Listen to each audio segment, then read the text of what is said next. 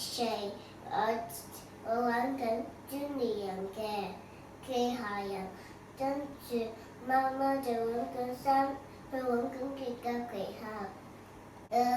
貓貓去姐姐屋住，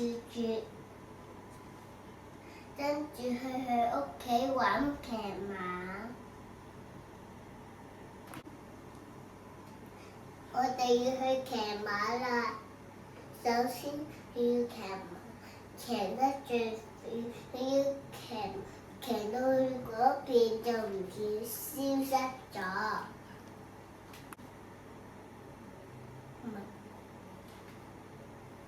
首先結交佢合同媽媽就要去玩垂滑梯啦。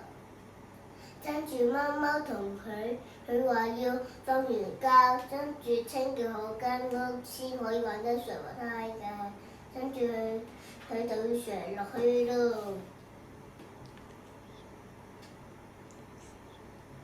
3月，跟住媽媽要返屋企咯。返屋企，佢要向上面行，跟住再向嗰邊行，就返到屋企咯，會跳跳跳。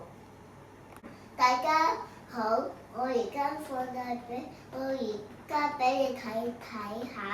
好啦，我咁喺一度先，首先就要放台先，俾你睇啦。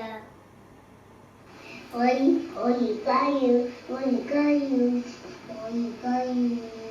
返學啦，我要返完學，跟住就要去3隻小豬度玩啦，跟住去完之後，我就要去結交嘅人度啦。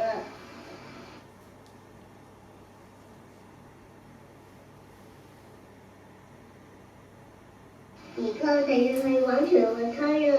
我哋而家要玩垂滑梯，就要瞓完覺，跟住清潔間屋，跟住就去得啦。